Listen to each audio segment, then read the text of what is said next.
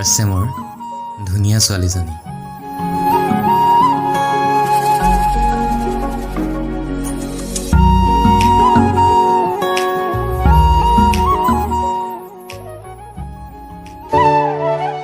নাম তাইৰ ধুবুৰী।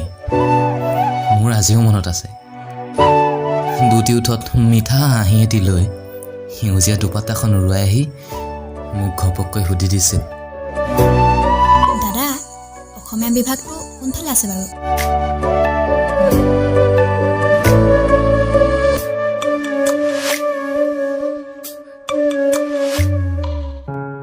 তাই মোক আৰু কিবা কৈ আছিল, কিন্তু মোৰ কাৰণে একোৱে ঢুকি পোৱা নাছিল।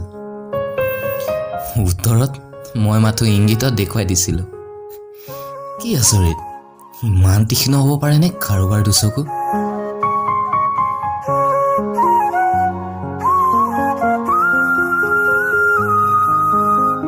তাইৰ দুচকুৱে যেন মোক কথা কৈছিল। তাইৰ কজলা দুচকুৰ বিজুলী চাৱনিত কলেজৰ নাহৰ কেইজুপিও জোৰ পৰি গৈছিল।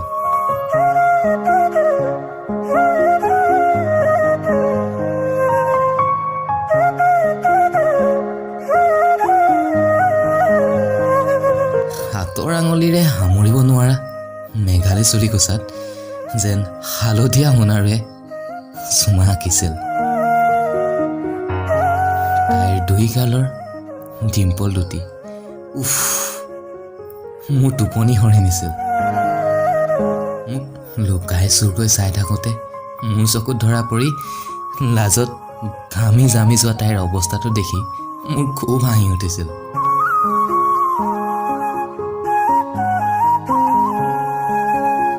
আজিও প্ৰতিটো কথা স্পষ্টকৈ মনত আছে মোৰ।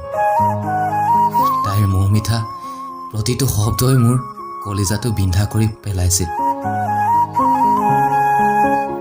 ফাগুনৰ বতাহজাকো বৰ দুষ্ট, বাৰে বাৰে উৰুৱাই নিছিল তাইৰ বুকুৰ দুপাত্তাখন। আৰু তেতিয়া লাজত আপেলটোৰ দৰে ৰঙা পৰি যোৱা গাল দুখনৰ সৈতে দুপৰীক বৰ মৰম লাগিছিল।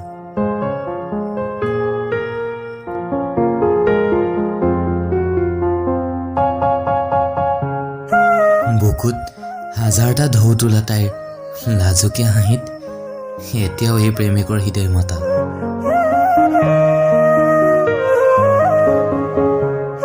পাৰছে মোৰ সেই মৰম লগা ছোৱালীজনী।